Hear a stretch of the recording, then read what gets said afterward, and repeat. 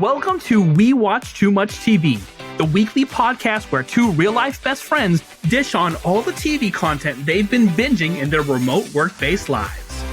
Battling about everything from scripted television to reality TV and film, these two besties will immerse you in their quirky universe of streaming. Here are your hosts, Jeroslyn and Tinaya.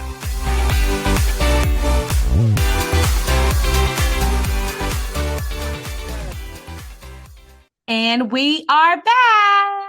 Cause we always coming back in the door like never before. It's the besties with the bestie. Yes, that's gonna be the hashtag. Hashtag the besties. Hashtag you just met your best friend last year. Hashtag you're not real best friends. You're not real best friends. Sorry. Sorry about it. So how's your week been, best friend? It's been good. It's been enlightening. I apologize in advance to our listeners if we got a little head cold. You know, the weather in New York, it's like, it'll be like 60, 70 degrees, and you think you could be cute with a leather jacket, right? And then boom, snowstorm. It's always, I like to describe it as, you're hot and you're cold, you're yes and you're oh my no, God, Katy Perry. You're out, you're down and you're down. Yeah, I remember that life. Yeah, so we're in like the end of winter, trying to begin a spring, and it can't get too comfortable. Cute, but then one day it'll be like ill cute, and the next day it's uncute.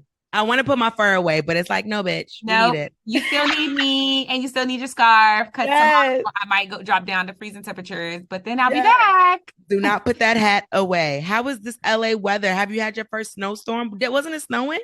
It was in certain parts. A week ago during the NAACP weekend, it was crazy because that day I was like making moves with Crystal and it was raining cats and dogs and freezing cold. It was just unlike LA. When we were driving up, because the awards was in Pasadena, when we were driving up to Pasadena, we saw the snow-capped mountains. I'm not going to lie, it looked gorgeous. I was like, wait, where are we? Are we like in a Christmas town in Wyoming? It just looked really nice, like a picturesque moment. But overall in LA, we are done with the rain. We are tired of the rain. We don't want no more rain. We've gotten way more rain than usual ever. Like even locals or people that are from here have said like we've never gotten this much rain. So it's been a real rainy winter, and it's slowly getting back to what we're used to because I haven't seen a day over 70, 75 degrees in a while, which is very unlike LA. But it still is nice. Like right now, the sun is out. The sun is shining, as long as it's not raining, because it's been raining a lot. So but I stay warm. But nobody's getting no colds over here. I just gotta watch out. I'm taking my vitamins. You know, take your vitamins. I'm doing what I gotta do, and I'm drinking my tea. It's not while we yet. Spill this tea. Right. So now let's get into our weekly grab.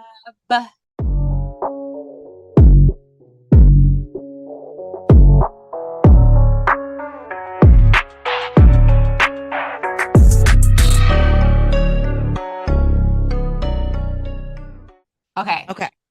So what's first on your weekly grab, best friend? So first, I want to talk about a show. We talked about it before. It's almost coming to an end. I think it's only one more episode left, The Last of Us. Okay. But I specifically want to talk about the episode where we see how Ellie became to be who she is. Spoiler alerts are coming if you haven't watched it. But basically, it shows you how Ellie got bitten. It shows you that she was in the quarantine zone. I totally missed that. I'm sorry. Oh, did you see the episode? I don't want to spoil it. No, I did, but I missed that part that it was like before. So I was just like, oh, she got bit again. Oh no, that was kind of explaining her backstory. She was born into a quarantine zone. Storm Riedel, who was a best friend, Riley, they were in the zone together, but Riley was like a little outlaw. Riley running away met the lady Marlene, who was in the Fireflies. She converted Riley to be in the Fireflies, and Riley basically only came back to tell Ellie, like, I'm leaving. They're sending me from Boston to Atlanta. So this was like their last night of friendship before they left. And Riley running away those 3 weeks, she saw a lot of things that, of course, you can't see in the QZ zone. So that's when she took her to the empty mall. They played the games and things like that. Mm-hmm. And then that's when they had this romantic, like, sense of love. I just want to say, piss off to all of the people who are or just getting mad about the TV version kind of showing more of the queer storyline that the video game didn't show because the girl's gay in the video game. Hello, she's gay in the video game, and then they were mad about the Frank and Bill one. But hello, this because they don't show Frank in the actual game. Bill is gay in the game, so there's so many people like, oh, it's quick. Get over it, okay? It was beautiful. I love how they just showed these friends. They showed them being in love, and then you see the time when they both get bit. And then this is when Riley finds out that, first Riley's like, let's kill each other. But then she's like, no, I don't want to do that. And then Ellie finds out that she's immune. So it was just a beautiful storyline. I loved how they told it. And I just really love The Last of Us. And I'm happy it got renewed for season 2 because I can't wait to see it. Yeah, I mean, I'll say that episode, thank you for correlating that for me because I was pretty lost. I didn't watch the Easter eggs after that one to get the it was probably the first minute of the show that I probably was looking down at my phone and missed the year that they gave it because I was like, oh, she got bit again. So yeah, there's been 2 gay storylines on the show. I can say I appreciate where they're going and how they can kind of even just add the representation. I do know when it came to episode 3 for my husband, it was uncomfortable for him at times to take that in. But by the end of the episode, he just saw the story, like the actual story they were telling. You're not really seeing the fact that they are a gay couple. I think he could probably do without the kissing and the sex scenes of the 2 men that we saw in episode 3. But it is a reality for people. So, I mean, it is what it is. When it comes to this conversation of a gay agenda, because you're seeing that a lot, they're feeling like it's kind of being forced. I don't think for people to call it an agenda, it just shows form of homophobia. Right. It is called representation. You probably, if you're offended by them showing more gay people or talking about more trans issues, or you having a trans flag on your Amazon box, you could think of people how they sounded when they started adding more Black people to movies. There you go. Asian people, or why are there so many Asians? Or why do they keep telling us Asians are getting assaulted in hate crimes? Or it's like you are the problem. If you are bothered by this representation, it's taken 2023 years for showing all of like what gay couples actually look like, because that's what it was. It was still just like when episode 3, you're seeing these 2 men like fall for each other and are even, that whole storyline. This guy was alone. The one who was the more macho guy, isn't he from like a funny show or something? Parks and Recreation. Yes, Nick Offerman. He's from Parks and Recreation. He's very straight. He's married to Megan Mullally from Will and Grace, aka Karen. And everything is not straight and white, guys. There are Black people, there are Asian people, there are Hispanic people, there are trans people, there are gay people. So I love what you said. It's not an agenda. It's representation. Everything is not straight and white. That is the moral of the story. And people deserve to see themselves on camera. Exactly. Whether you like it or not. And clearly you don't. And that's just a reflection of you. Talk to yourself about that. Because it's not that deep. Like I said, my husband was uncomfortable with it at times, but he likes the show and he was able to get through the episode. So because he saw the story, exactly what you said. Right. Well, so for my weekly grab, I wanted to talk about the Traitors reunion. I love the show. I'm excited. They confirmed that there's a season 2 in the works. It really just showed me, what's her name that won? Siri? I didn't watch after my boo Andy lost because I love Andy and I think they had she ended up apologizing to Andy because Andy really was her and Q.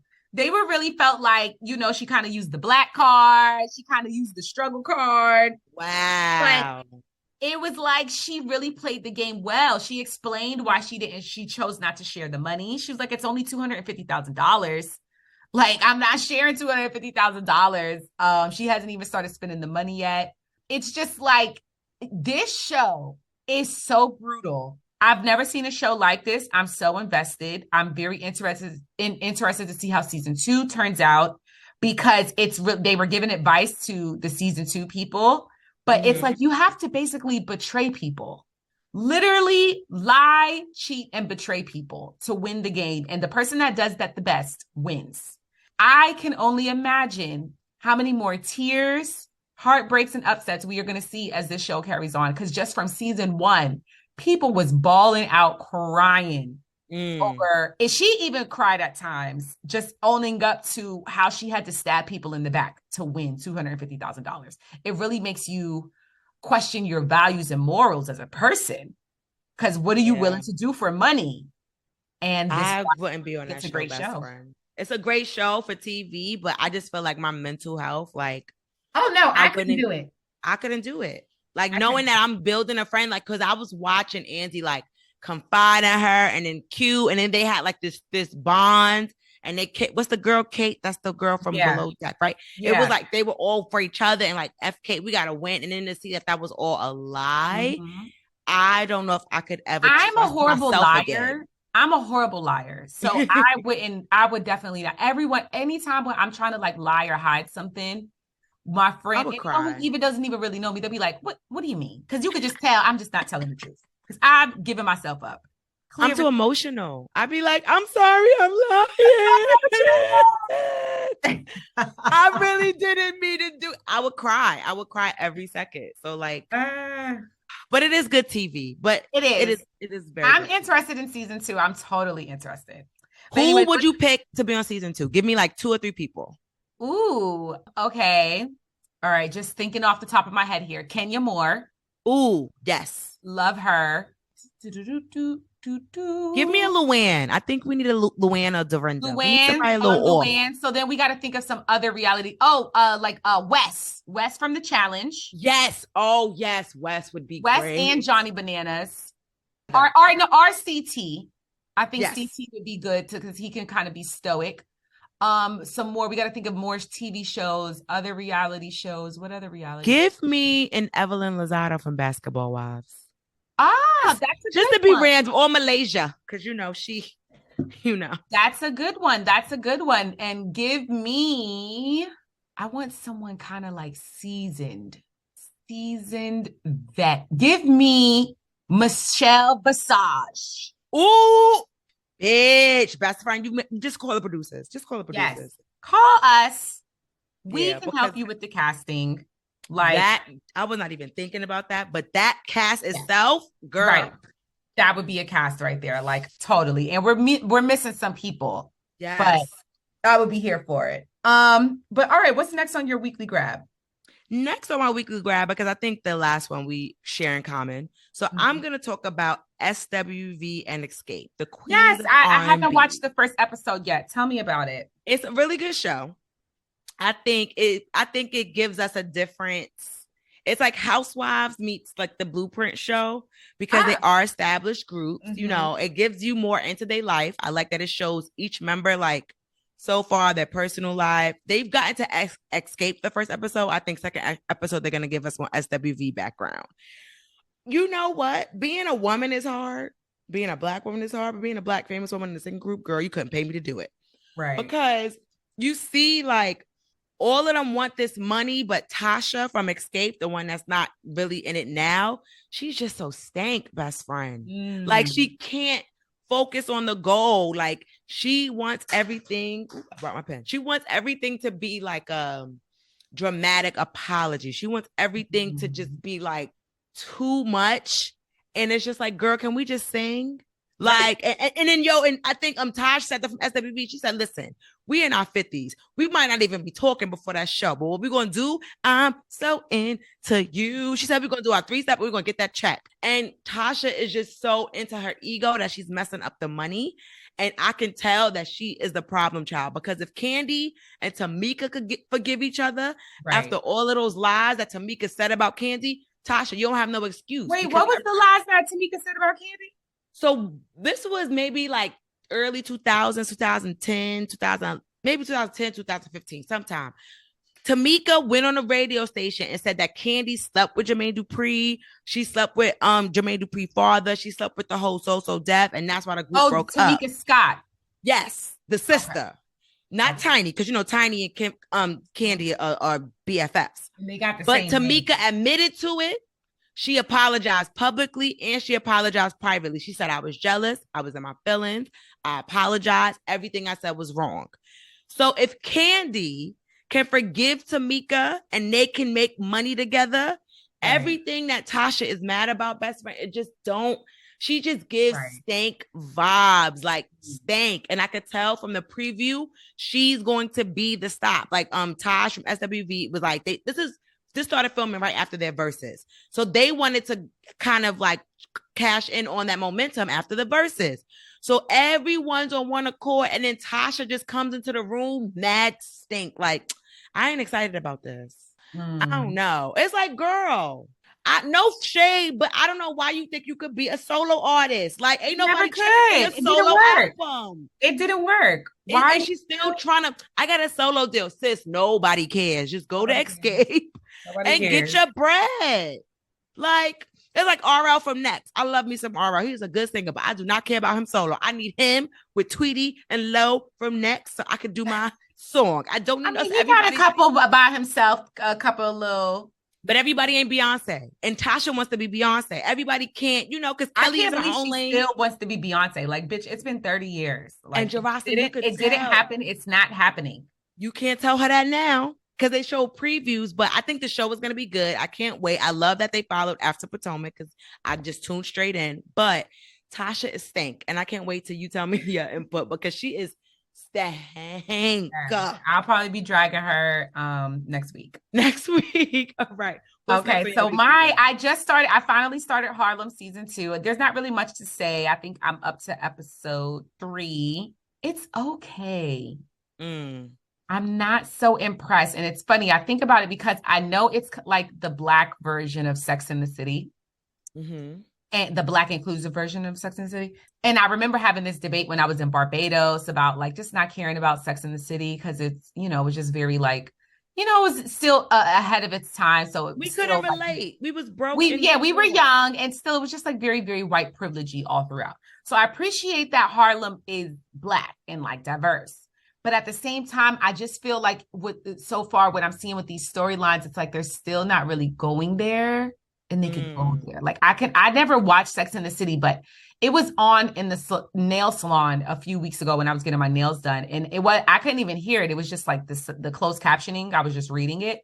And the episode was about the one friend who was like promiscuous, her and Sarah Jessica Parker, whatever the fuck. They didn't really get along in real life on the set. So I can't remember that cast member's name. Samantha. So the episode was about her getting caught giving head and how she just enjoyed giving head. Like and she didn't want to feel judged about it. Like, don't judge me for just wanting to suck dick, basically. Wow. And I just was like, that's like a really good, interesting storyline. I would like to see. I know some of the storylines on Harlem can kind of go there at points, but I'm not really seeing them go there. Cause like I said, I'm already like 3 episodes in and I'm just like, so far it's just like, girl, this is season 2. We should have been coming with it, But yeah, I agree. Though, it's still kind of like, okay. I still like the show. I can get through the episodes. I agree with you because after episode 2, I haven't been like active in like watching it. So I don't exactly. I kind of saw episode 2 and like I think it's done, right? Like all of them are out. Yeah, they're all out. See, I have no desire to like run and watch it after this. Yeah, see, so we could start to see the end of this, and we seeing it. I would blame the writing. I wouldn't blame the acting. I wouldn't blame the casting. I would just blame the writing. That the writing could have been better. Yeah, because you gotta keep it up. And like I said, I just am annoyed that they're showing all of these things that really don't exist in Harlem. Like they really don't exist. And that part. Okay. All right. So I guess our last weekly grab matches. So we're gonna talk about Drag Race because we haven't talked about it in a couple of weeks. Only thing I just want to say, I love Sasha Colby. I do think she's getting her just due. But I do think that she has won twice now, and Lux was robbed. This Beyonce challenge, first of all, Lux crushed that interview. She did. She did it the best. Everyone said it. It was hilarious. She never even seemed uncomfortable. That shit was the best interview. And then she had the best look, the most original look. And then it had a tie-in with RuPaul. Like, I didn't see how she lost that one to Sasha. So that's where I'm kind of starting to feel like, every season they say that Ru has a favorite, and it's clear as day that it's Sasha because this one, and then, oh gosh, what was the last one where I felt like there's been a lot of runways. Let's talk about it. Where I felt like Luxx was the top contender, but she gets overlooked by someone. So that was just my hot take. But I do love Sasha. If she wins, I'll be very happy. Very much deserved. But and I like that fun fact she shared about Beyonce possibly stealing her, mimicking her alter ego off of her. I wouldn't dispute that either. I would not dispute that. But Luxx Noir London is getting robbed twice now by our girl Sasha, and I'm just not feeling it. I think she was robbed for the interview, not the runway, because I automatically knew Sasha's Beyonce and not Luxx's, but it still was good. Okay. I was not expecting Sasha to win, and I could tell Loosey LaDuca wasn't either because she is upset. Loosey LaDuca, she is. I said it, girl. Did I? She's the new Jan. She's the new Jan. She is Jan to a T. I said it from day one. Loosey is not having fun. Loosey is here to compete, and I give it to her. Bestie, have you ever seen a queen count their 2 mini challenges as an actual win? Right. Excuse me, I have 3 wins, 2 mini, 1 mixie. Like, wait, Loosey, are you serious over here? And every time her name gets announced as safe, you could see how pissed she is on her face. They show it every time. Oh my God. It's so funny. It's like hilarious. It's super funny. I do think I saw like a TikTok conspiracy that they said that Sasha is going to win and then Sasha's going to eventually take over for RuPaul. I don't know if it's true. I feel like that's too soon to tell. I feel like Ru going to be 80 years old. Like, Candy, give it to me, baby. But I do think that I think Luxx or Loosey should have won. Like, Sasha was good, but I think Luxx or Loosey should have won last week. If Sasha just keeps winning, then I'm going to feel like it's rigged, and I don't want to feel that way. But I also am just loving me some Mistress. I just love how honest Mistress is. I don't think she's being a bitch. Oh, no, this is what I want to say. Malaysia was robbed because Selena S. Titties, that chaotic lip sync was too much for me last week. She looked crazy. She looked like she was having a heart attack. Her lipstick was all over the place. She looked like somebody who's trying to do the robot and like she couldn't know what she was doing. But like, I wouldn't say that Malaysia was robbed. It was like a hot mess across the board. But true. I was feeling Selena more than Malaysia because Malaysia was giving nothing. Selena was at least giving passion. It was like crazy passion. And we're seeing the end of Selena. You know, S Titties, her time is coming to a close. Yeah. Probably the next week after week. But yeah, like, and then after S Titties, Marsha got to be next because we haven't even seen Marsha in the bottom once, but her time is coming for sure. The basicness, it's got to go. I feel like we know who the top 3, 4 are gonna be. I think it's gonna be like Sasha, Luxx, Mistress. I think that's it. Yeah, no, definitely. Oh no, Anitra. Oh yeah, Anitra for sure. Those will be like top 4. Loosey LaDuca could probably make it like top 5, top 6. Marsha would still make it up there. She's gonna be one of those. Like she's gonna make it. She could potentially even be like a top 4, top 3. And especially because next week, this week is a comedy challenge, and Marsha is like really like did acting. So I feel like anybody who has like acting chops, they're gonna be good at that. So Ooh, yeah, so we could see that. We could see the Marsha make it, but I don't see her beating out Luxx or Sasha because with Sasha and Luxx show, they have the fashion. And then on top of that, they can act. They can be the triple threat as a talent. And they have the makeup because clearly Marsha does not wear enough makeup. Not getting it at all. Her Beyonce, I was like, I knew she was going to do that Beyonce look. Because if there was one look that Marsha would choose of Beyonce, it would be the most basic, regular one. Yeah. Here she comes down with here she goes. And here go Mistress having Destiny's Child. I said, this icon. Like that shit was so iconic with the Michelle and the Kelly. Yeah. Oh gosh. Yes. That was so funny. But now let's get into just a quick mention of a hot topic.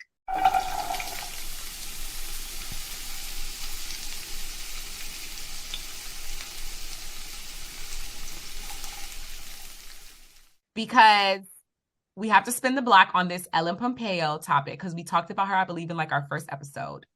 And news came out that Ellen Pompeo announced her exit from Grey's Anatomy after 14 seasons.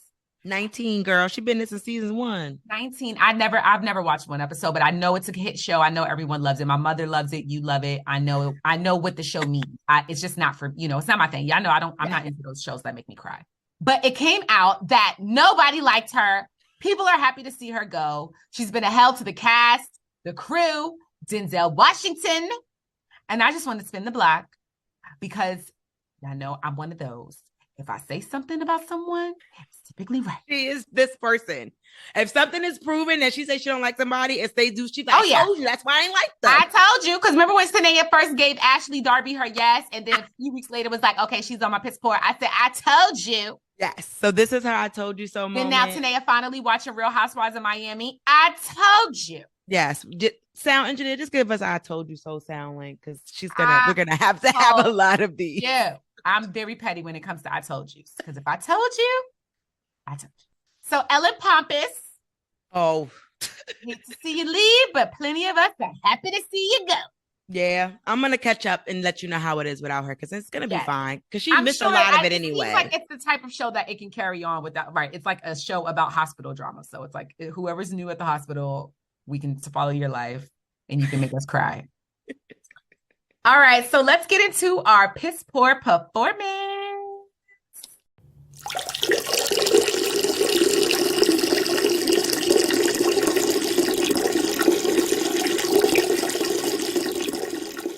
All right. As we were talking, I changed my piss poor performance. Okay. I want to give it to everybody on Basketball Wives who made my Leo sis Malaysia feel annoyed. That's why I don't watch that damn show. It's a lot, best friend. And I can see why people don't watch it. First of all, I think you keep saying it. I not them are not Basketball Wives. Brandy is technically, because I guess her husband is the coach. Duffy's fiance is a manager. And we got Jackie D. Christie, of course. But the way that they are annoyed at Malaysia for not openly being messy and telling everything in her life when y'all are not her friends makes no sense to me. Right. And Malaysia definitely said, I don't want to be around this no more.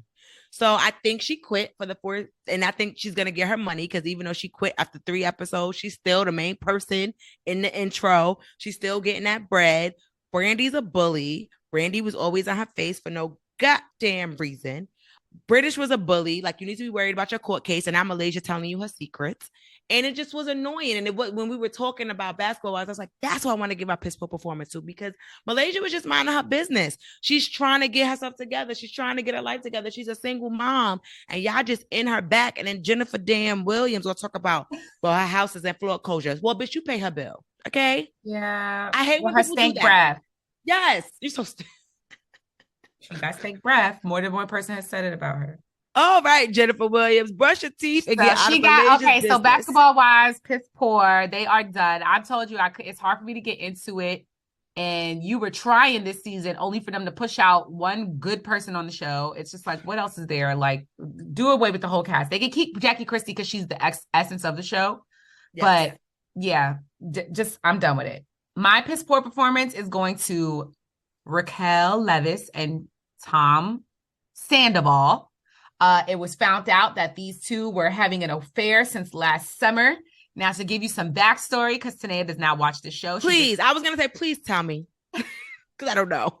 I know, this is white tea. So this is white tea. So basically, Tom Sandoval has been dating Ariana Madix on the show since like season 3. They're in season 10. Tom and Ariana have been together for years, like the last decade. Okay.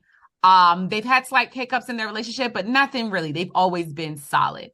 Raquel was dating James Kennedy. They were together for like 5 years. They were engaged to get married. They called off their engagement at the end of season 9. At the reunion, they announced that they were breaking up. She gave the ring back.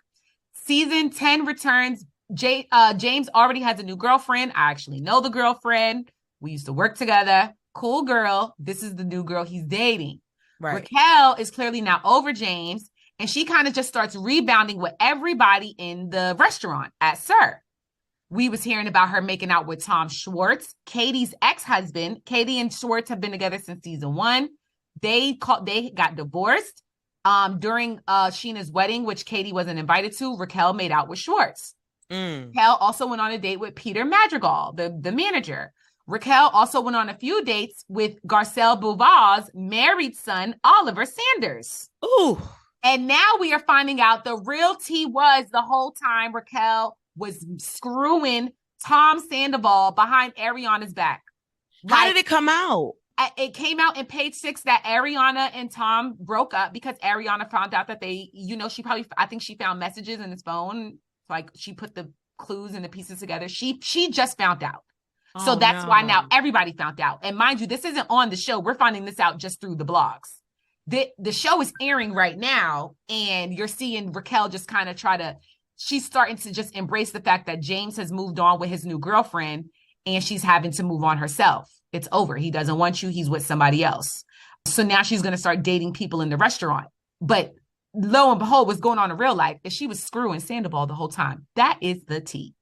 So everyone just feels like Raquel was always a fan of the show. She was a clout chaser. She was just more interested in probably dating someone as it relates to probably some controversy and making up for her just being this little good girl pageant girl this past years that she's been on the show.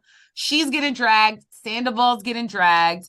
It is the scandal of the season, and it's not even on the show. This is like, I don't even know how they're going to get this because it's like the show's, the season's done. We're watching. I was going to say, are they still filming or no? No, they're not even filming. So I don't even know how this is going to get captured. I have no idea, but we are invested. Vanderpump Rules fans are invested. But anyways, they get my piss poor because that's messed up. That's some grimy ass shit, y'all. Yeah, and they've been probably doing this for a while, like you said. Oh, right. That's crazy. Ooh, scandalous. Scandaloso. And we're back. Tinaya, yeah. Why you had to say it like Gayle King and like we are back. This is a serious topic, okay? This is the finale to round out our 3-week ghetto. It was more serious in tone. Yes, This is part 3 of our deep dive into the Real Housewives of Potomac reunion. And every week we've had a very special guest, and this week is no exception. Today we have one of our good sistrins, the host of her own podcast. Please go follow and support The Vulnerable Room.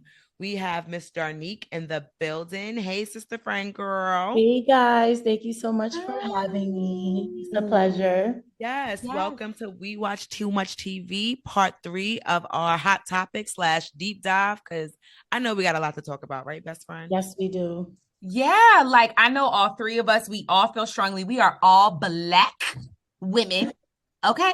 And if you are a Black woman, you definitely have some strong thoughts after seeing part 3. So first, I just want to ask both of you, what were your thoughts on the finale of the Rope Season 7 reunion? Darnique, you can go first. I feel like it was a little dry. Like I expected more. The previews like heightened the anticipation. And when I actually watched it, I actually had to watch it twice because I was like, did I miss something? Especially when it came to Mia and Jacqueline going at it. I wanted more tea. I wanted to see what was in the Pandora's box. But yeah, it was a little dry. I'm going to piggyback off what you said, Darnique. I feel like it was okay. I feel like a lot of the clips that they released gave a lot of the reunion away. I also don't think we needed an extra 15, 20 minutes of Robin looking stupid because she's just looked stupid the entire season. So I didn't need an extra 20 minutes of her looking stupider. What about you, best friend? Yeah, because I remember I've been saying it on our past episodes that I was still wanting Robin to return, to get called out. But exactly what you just said, based on how they closed it out, it just made me like, she is such a flop. She is such a relevant. She has been that way since season 1. This was her little bit of chance, even after you hid your husband cheating the whole time. This was your chance to kind of redeem yourself with that tell-all, and she didn't. Even just seeing the way she danced out of there to Candace's song, I was like, you are just so basic. I don't really need to see her return. No rhythm at all. Looking dumb. Don't need to see her out. Darnique, I completely agree. It was dry, the tone, everything. I wanted more from that Mia and Jacqueline back and forth, but Mia is such a liar. She just lies and she's just proud to lie. So it's really hard to call someone out like that. She lies about any and everything. It's so ridiculous at this point. So, overall, I feel like the end of the finale showed us, this was a lackluster ass season. Yeah. And the one little bit that we could have had was being hidden the whole time. And the sit down Andy had with her was so nothing. You made it seem like you grilled her. No, you did not. You let her sit up there and lie. He could have at least sat down and rewatched the reunion to be reminded of the things she contradicted herself with and brought that up. But he didn't. You can tell he didn't. He was just asking her general questions, and a lot of it was missed when it came to what everybody has been saying on social media about Juan had been cheating. And you know what I'm saying? It's like there was so much more there that should have been discussed. So I just think overall, with it being so dry, it just showed, like, let's be honest, the season, as much as it riled emotion out of us, the crux of every storyline, it was nothing. I agree. But I think it's hard to grill somebody who is just as dumb as Robin. I'm going to be honest. I think it's hard to get somebody to answer questions because every answer she gave was just like, what are you saying? It was like the wah, wah, wah, wah, right. Wah, wah, wah, wah, wah. So what also irritated me was when Andy was asking her towards the end of the episode, oh, do you get tired of defending your husband? And the way she was just swishing around that drink and acting so nonchalant irritated the hell out of me. Yeah. Because it's like, you're sitting here, and I know that you probably are drained within this marriage, but you're putting on this front for national television. And it's like, why? Right. But we're going to get into all of that even more, because I know all of us have more to say on Robin, Mia, and Jacqueline. But actually, speaking of Mia and Jacqueline, let's get into that. So we finally see this back and forth where they pull out the receipts. Mia, I don't know where her receipts were. I don't even know what was in that box that she pulled out. Nothing in that box, girl. What did y'all think about this back and forth between Mia and Jacqueline, Darnique? The back and forth, I did like how Jacqueline did release certain things in regards to like Mia lying about being the CEO, which she loves to brag about, about, with her businesses. I did wish, like I stated, that she would have read a little bit more what was, on the receipts. I did like how she admitted to lying about Mia buying the Porsche, I believe, her car. She said that, she was underneath she was underneath Mia's wing, and that she just, kind of lied a little bit to kind of stroke Mia's ego to make them look good on the show. But yeah, in hindsight, she got tired of it, especially with the way Mia threw her underneath the bus.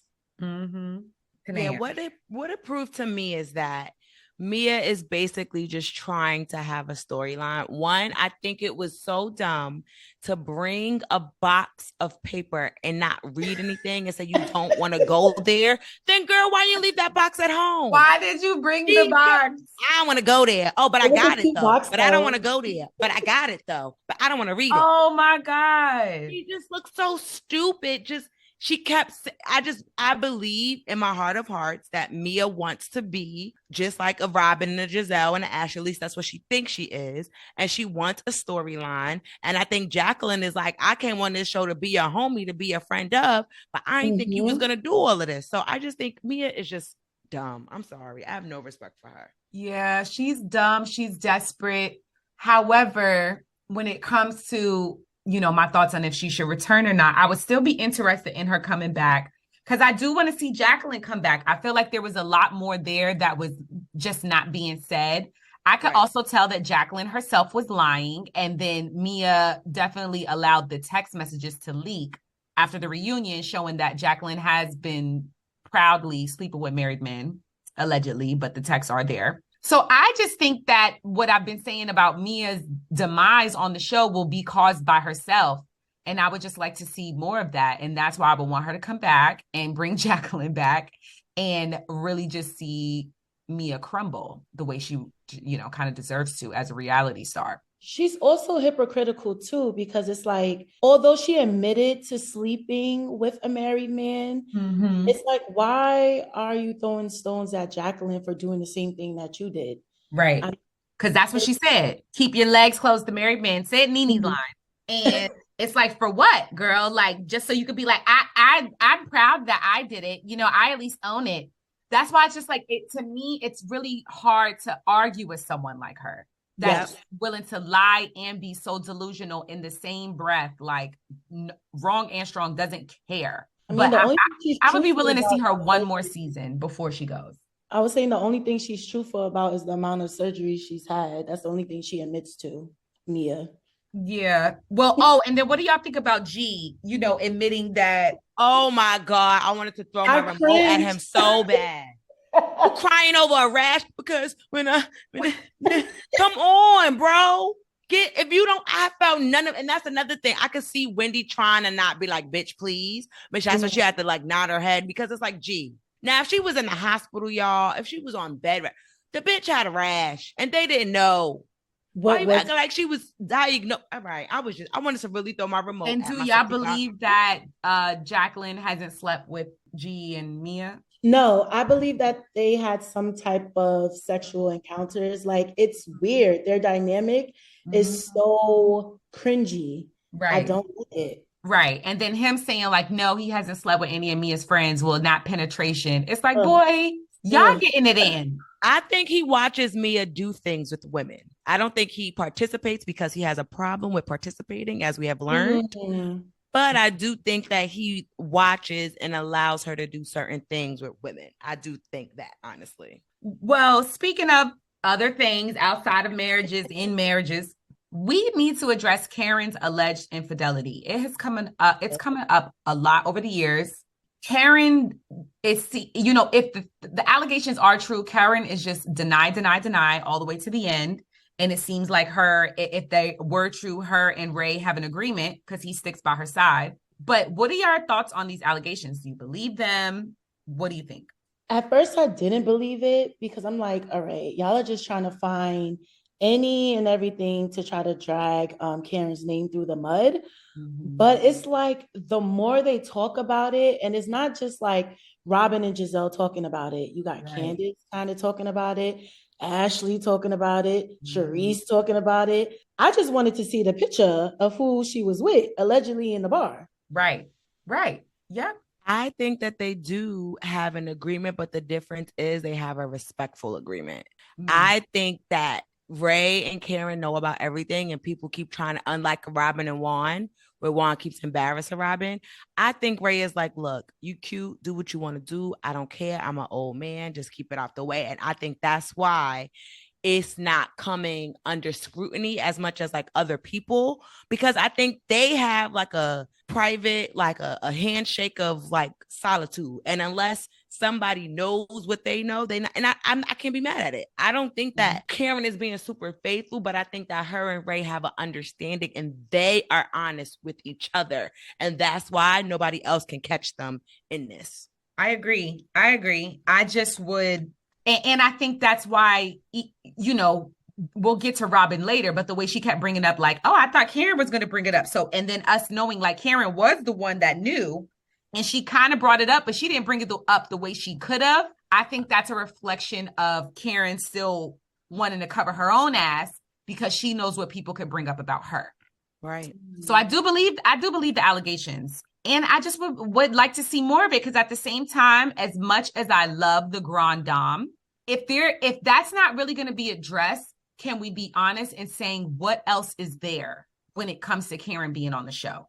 She's not really proven to be a strong ally with anyone, where it comes to when they get into an altercation, she's siding up with them. Karen does a good job at playing the middle. And then she might speak up afterwards, after the season's airing, and now she wants to say things on Twitter, but she's not doing it on screen. She was remotely silent majority of the reunion, all 3 parts. So do we think that there's still room for the Grand Dame in Potomac cast? That's a good question. I didn't even think about it like that because I really love Karen. But when you take away the infidelity, allegations. What is there aside from her candle business or her new podcast? Like, what is there else, that she brings to the table? It's kind of boring. Right. It's kind of boring now. I think that she is a better Giselle than what Giselle is. So the only reason why I wouldn't want to get rid of Karen is because Karen can call out and maybe kind of own things without digging at people. Like, I like how Karen will say, well, this is what I know and this is what this is, and I see that. So whereas Giselle will just straight up lie. I don't think that they're ever gonna get the real truth out of, like, I think her and Ray got like a blood brothers like oath where they cut their fingers open. It was like, we're not telling anybody. I do think she's gonna have to have another storyline if it's not going to be that. But I do think we need someone who can, like a Wendy, Candace, and Karen. Those are like my three that I feel like I don't really want to touch on the show. And the rest of the mother heifers, I don't really care. But I agree with what you're saying. Outside of the infidelity, like, we need storylines. We need something else of what y'all are talking about. Because y'all are lying and covering up for each other. So it needs to be shooken up. Shake it up. I do agree. They need a pause. They need to shake it up. They need to bring in new people. They need to get rid of a lot of these season one. They need a really good cast shake up. And they got alliances with each other. They've been friends for years. They're helping each other hide things while targeting only certain people. I agree. And the least Cameron could do is be more of a voice of reason. And she's failing in that department. She really is. I'm sorry. She spoke up a little bit during the colorism debate, which we'll get into the second part of the colorism debate that got brought up last time. But, Karen contributed a little to that. But overall, over the season, she didn't stick up for Wendy during the Mia encounter. Yes, I was just about to say that. Right. She was there. She did not say anything. All throughout the season, she was there with different encounters where Candace was going in with Giselle, or Robin, or Wendy, same thing. Karen doesn't stick up for them and speak up. And what else we're seeing with her is that she's being targeted, right? So they'll bring Charisse on to try to accuse her of things that we find out may not even be true. But at the same time, it's like, that's boring. Karen's not going to admit it if it is true. Charisse ended up insinuating it wasn't at the reunion. So Karen, like, if she's not really going to be more of a voice of reason, then what are you here for? What is the reason of your voice? That I agree with. 100%. And they do her to a certain degree because she's older and she's been there since season 1, and Karen does have a lot of pull. So I definitely do agree that she should try to diffuse certain situations if she has the opportunity to, like, especially when she was in the middle of Mia and Wendy's altercation. She could have said something. Yeah. She could, maybe push one of them to the side, like, okay, you need to calm down. But she just sat there. Yeah. And then afterwards, like, she'll put it on Twitter, like, oh, Robin is aggressive. Why you didn't tell her that? Did you need to wait until you watched it on the show to, like, when it's going on, you're not feeling like she's aggressive? It's like, I don't know. So then what are you here for? See, I didn't know that. I need to get a Twitter. That's a good point. Okay, so let's get into Charisse. So Charisse, how did you guys feel about her performance at the reunion? And do you feel like she should come back again as a friend? I'm not gonna lie. I used to really like Charisse in the beginning. And I don't know where the disconnect is between her and Karen, to be honest. Like, they keep talking about her mom's funeral, how Charisse was just clout chasing, attending it. There's some type of beef between her and Karen that we really cannot pinpoint. I wouldn't mind her coming back as a friend. The way that Robin and Giselle ride for Charisse, sometimes I wonder, how come they don't do the same for Karen? But to answer your question, to try to tie it all in, I do think that Charisse could be an asset. Obviously, Andy does like her. The production team called her to come back. So maybe she has more to her story, because now we're seeing that she's divorced now. So right. Yep. I was going to say that, like, if she's going to come back, she got to talk about more than Karen. Because, like, how is it being a single mom? How is it like being divorced? Are you dating? Are you out there? Right. I was very, like, taken aback when Andy said that they asked her to come back. Because I was like, for what? That's what I thought. First thing, like, why? But I don't mind her, but I just need her storyline to be more than vicious things on Karen. Because I will say that, like, I think it's a lot to be saying that this woman is a prostitute and having sex with these men in the bathroom. And the things that she said was like, that's a lot, anime. Yeah. Like, that's a lot. So it's like, if you come back, I just need to. Okay, so my best friend finally got me to watch Miami, and you were right, Jeroslyn. I love it, and I'm almost caught up. So I'll be caught up by like the last reunion. These women are so authentic with their lives, right? And when I see that, and I see Potomac, it's like, exactly. I want to know what's really going on in your life, Cherise. So and this is why, honestly, I don't mind Katie coming back, and that's why they got rid of Cherise. If you can remember, her last season, she was talking about her champagne room. Because she couldn't talk about Eddie, so it was just like there was nowhere to go. So it was like, girl, you got to go. And so with them bringing her back as a friend, it just showed that they wanted her to go for Karen, and that's what she did. She did her job. I do think also with Robin revealing that Cherise has such close ties to everyone on the cast, minus Wendy and who else was it? Candace? Oh no, Karen. She has close ties with everyone. I do see how Cherise could even play into other future storylines because of her involvement. And just, she kind of seems like she keeps her ear to the street, so she hears a lot of rumors. So I think she could play that role of a friend well in another season.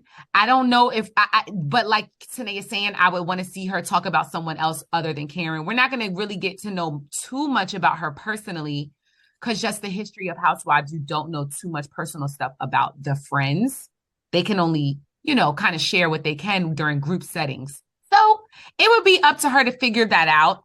But I would like to see her help you. I know she knew about Juan cheating. That's what I was. You knew about I really was gonna say. You know everybody. You keep your ear to the street. So come with. You want to sit here and talk about Karen? It's dry. Nobody cares. Exactly. I was gonna say Robin ain't really messing with Cherise, because if it was me and you my friend and you a friend of, and I know you want to get back, I would use Cherise as a catapult to talk about the situation with Juan and the girl. That would have been perfect. One, Cherise is divorced. Cherise has been through it. She's older. That would have been a perfect storyline. Cherise coming in as a friend, coming in as an OG who she met through Juan and Eddie working together and helping Robin through this hiccup. That would have been perfect. Right. But of course, no. But so Robin, she's like, she already put out the fire. They diffused it. So that's why they didn't feel the need to talk about it, which is so stupid. We'll get to that. Before we get to Robin dragging her ass, let's talk about Candace and Chris versus Gizelle. Okay, so we saw Candace unleash the final load on Gizelle's white-looking ass. Chris also went off on her. Gizelle apologized for calling him a sneaky link. She admitted that was wrong. Didn't apologize for anything else.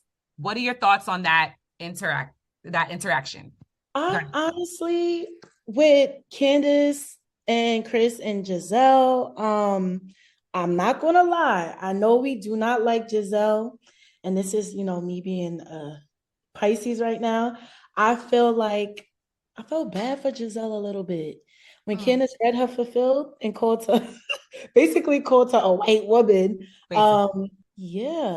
I wanted Gizelle to say something in return, but she always had like this stupid look on her face when somebody says something out. Because she's talking nothing. She picks at people. She makes up things to get through a season, to have a storyline, because she doesn't want to share her real life. And then when they call her out on the reunion, she has nothing to say, but just try to be wrong and strong in defending her misbehavior, because that's what it is.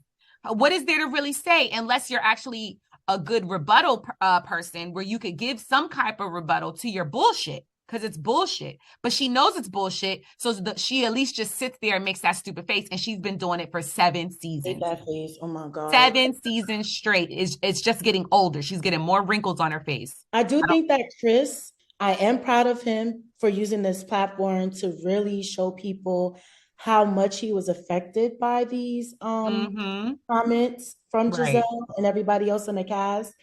I can see how irate he was, and so is Candace.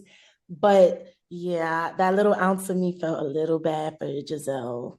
There was nothing to feel bad, but I guess that's being a Pisces. There's nothing to feel sorry for this woman about.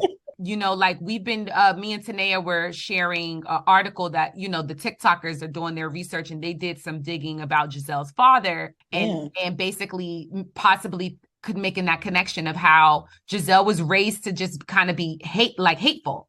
Because the father, you know, he's a politician from back in the day, and back in like the 60s, he was going up against a black woman, a brown-skinned black woman, and she ended up beating him, but he called her Aunt Jemima, like, you know, crazy. Making colorist remarks. Right. So now if this is her father and this is what she grew up in, imagine the things she was hearing as she was raised.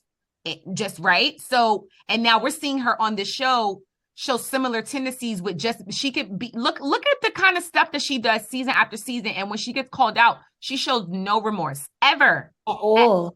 Ever. She doesn't care.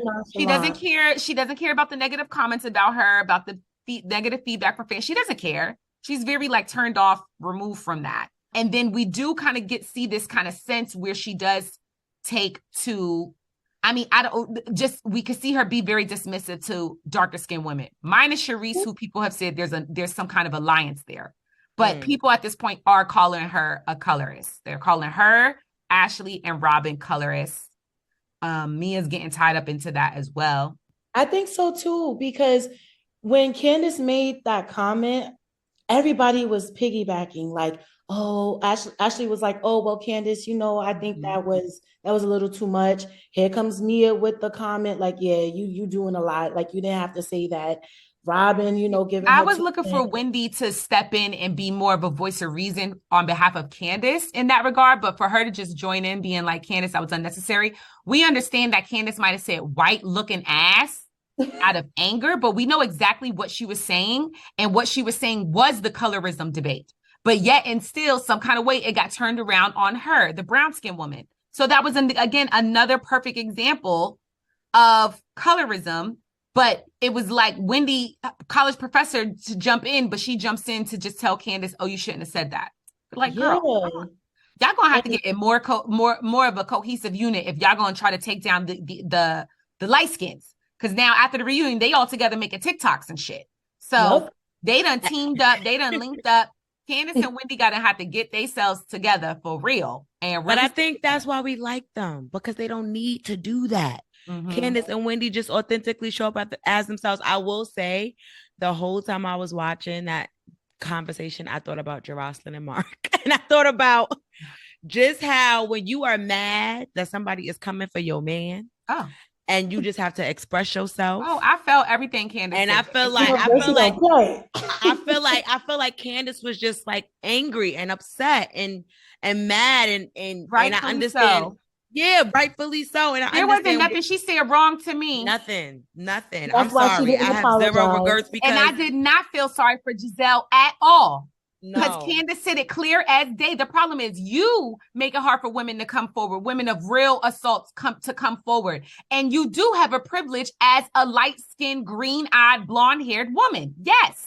People would be more believing of you than, say, a dark-skinned, brown-skinned woman saying the same exact thing. Oh, he made me feel uncomfortable. They'd be like, really? But Chris, come on, you know Chris. But no, everybody instantly believed Giselle. And even the simple fact that everybody went down Candace's throat for calling Giselle a white-looking ass, and no one said anything about Giselle and her wrong actions towards Chris.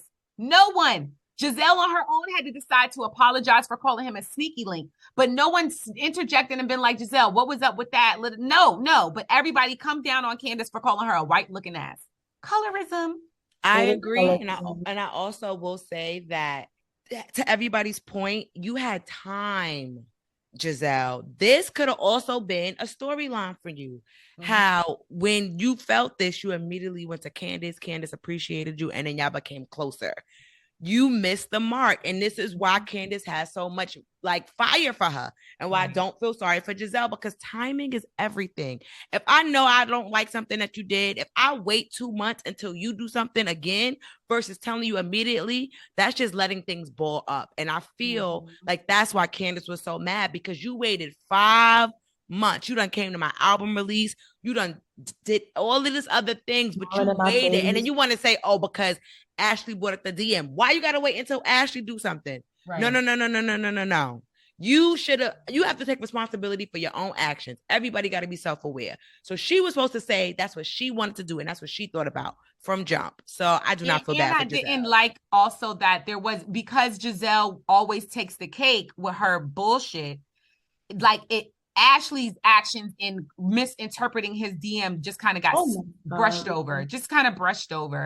And both of them being dragged for the root of y'all misinterpreting Chris's nice, chivalrous actions, because y'all over there, y'all are one of three over here with no husband sitting behind you. Ashley did try to. They both look all three of them look like salty as hell when the husbands came out, and y'all just sitting there empty list behind you, empty. So now let's get into the biggest clown of them all, Robin Boren Dixon. What are your thoughts on just her overall performance of the reunion, all three parts? The tell-all sit down with Andy from Watch What Happens Live, including Ebony K. Williams' facial expressions, which were classic. And how do y'all feel about Robin's return next season? Darnique. So for starters, for all three parts, Robin, I felt like Andy was coming for her. With the little subs like, oh yeah, your husband's not here. Oh, okay, I figured he has work, right? I just feel like she spends her whole time defending Juan.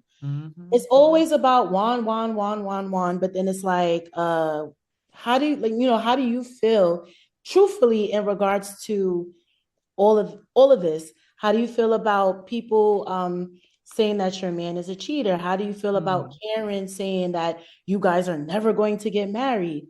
And I just also thought that it was very, very weird that Giselle was not at the wedding, that she wasn't invited.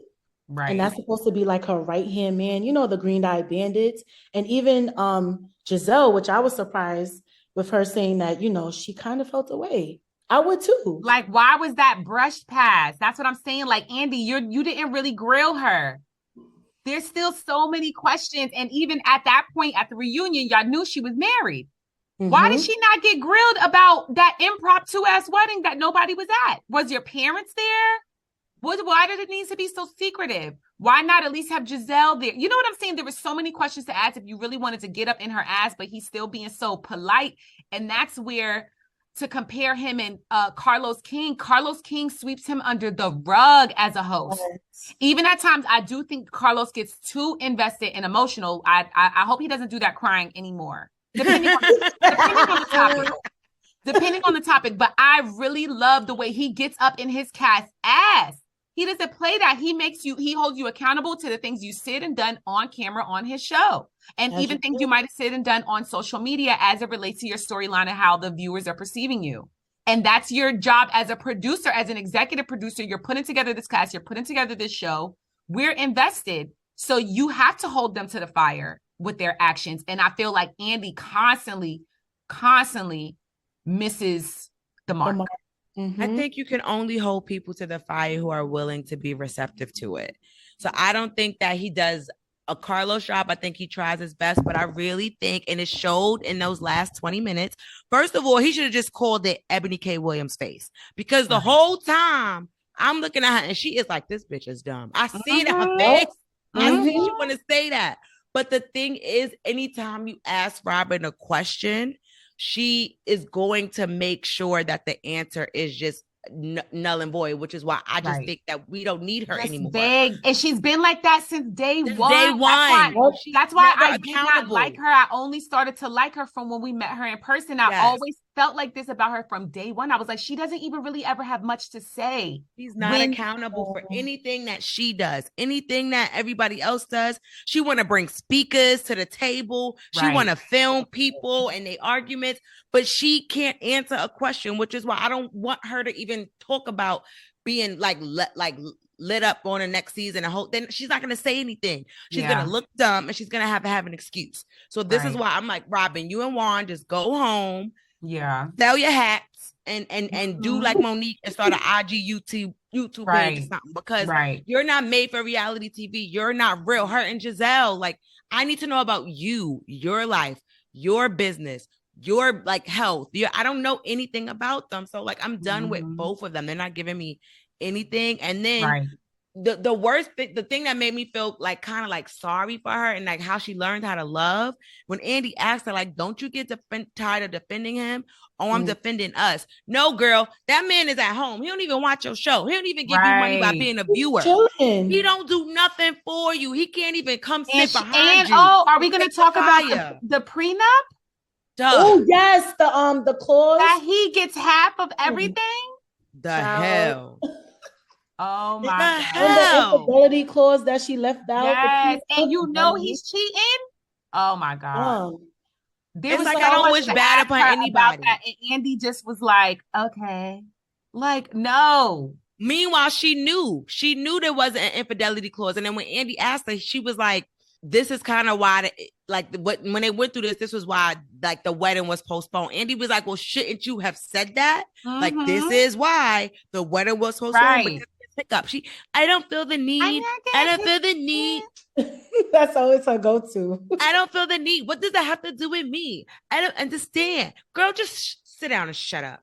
And you can tell when she feels uncomfortable because she makes like these faces, her body language, you know, like Darnique was saying, she grabs the drink. Yep. It's like, girl, you are so uncomfortable addressing this, but this is your life. You chose to marry this man twice. I'm sure you've been being dumb for him since you was like, what, 15? Because, you know, they've been together since they was kids. Yeah. And he been playing your ass the entire time.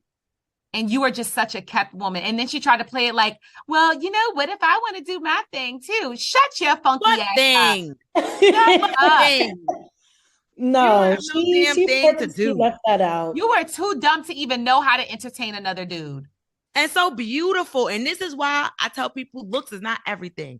Because it's the prettiest people who do the ugliest things. In the word of Kanye's canceled West. The prettiest people do the ugliest things. I feel bad for her sons though, because they're old enough to understand like what's going on now.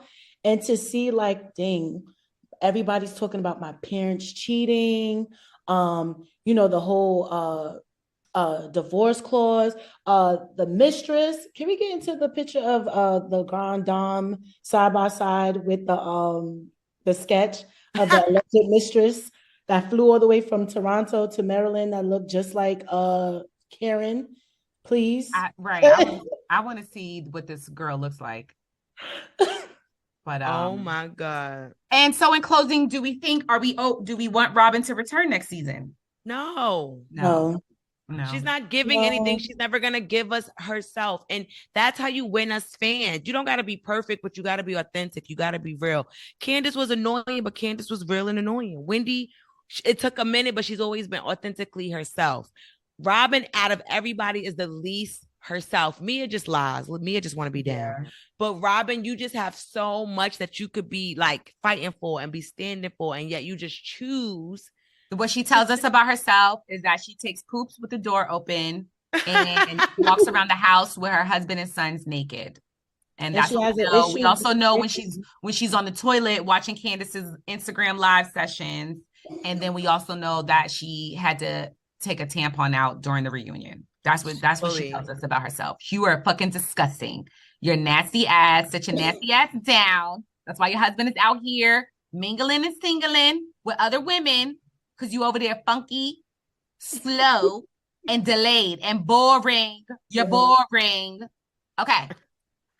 That was my final drag of Robin Boren Dixon. We are done. Rope is done. And Darnique, thank you for coming on for our final deep dive of the Real Housewives of Potomac. Tell our listeners where they can follow you and find you. All right, y'all. So you can find me on Instagram at The Vulnerable Room. Or on TikTok, my handle is at Neek03120. And yeah, thank you guys for having me. This was really great.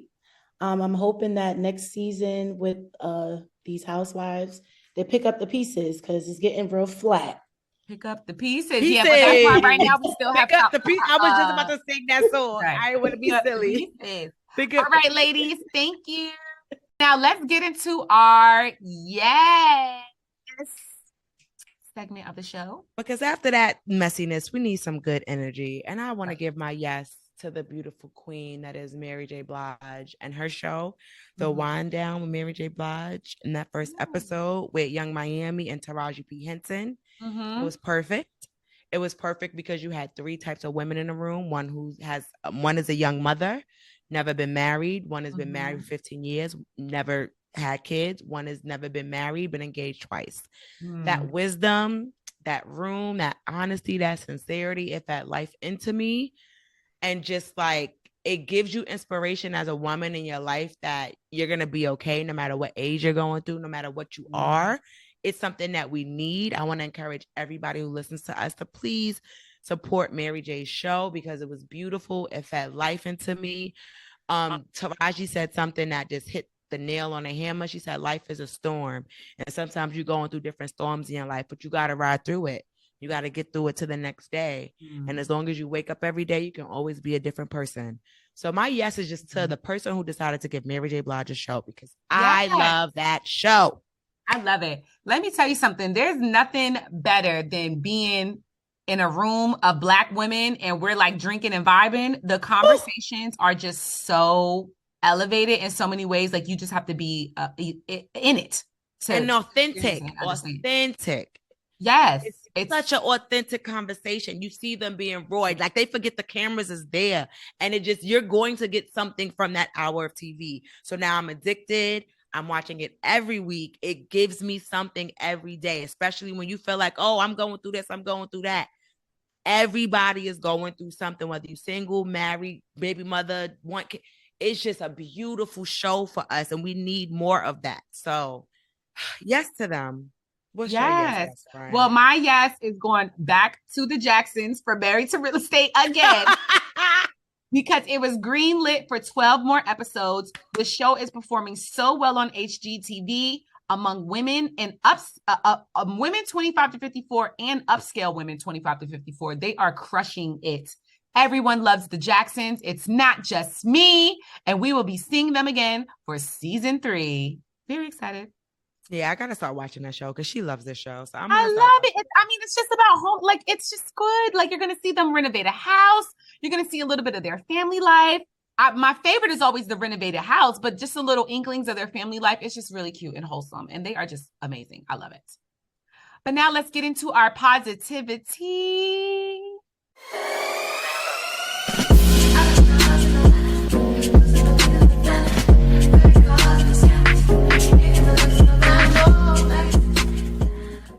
As we close out our show on just a positive note, because there's always curveballs being thrown in life.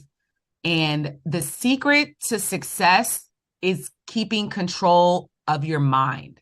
I was in an Uber ride to the airport, a Lyft. I always mix up Uber and Lyft, but I was in a Lyft on my way to the airport last week, and I was having a good conversation. I have amazing conversations with my Uber and Lyft drivers. I love that. I'm talking my whole, like, you're never going to see me again. I'm like whole therapy session with my driver all the time. Like, I'm queen of talking to because my husband always be like, you stay talking to your Uber driver. Yes, I do. I love them. They are my therapist. And we were having a conversation about like something about the mind. And I kind of just said something about, being able to take control of your mind. Like you don't allow your hand to go around punching out windows. Like, I can't control my hand. I can't stop my hand from punching windows. So stop allowing your mind to punch out windows, and so to say. Like, if you take control of every other part of your body, take control of your mind. Of course, it's easier said than done, but it's easy. It just make it an easy practice. It's your mind. It's no one else's mind. And when you catch your mind trying to take you down a dark path, you say, no, shut the F up. Mind you, that wasn't even my positivity. I'll go into my quote. And then I'll let the F up. That's her quote. I'll go into my quote and I'll let Tinaya close it out. If you feel like you're losing everything, remember that trees lose their leaves every year and still they stand tall and wait for better days to come. Tinaya, what you got? Shut the F up. No, that's not my quote. You're braver than you believe, stronger than you seem, and smarter than you think. That's right. And on that note, we are out.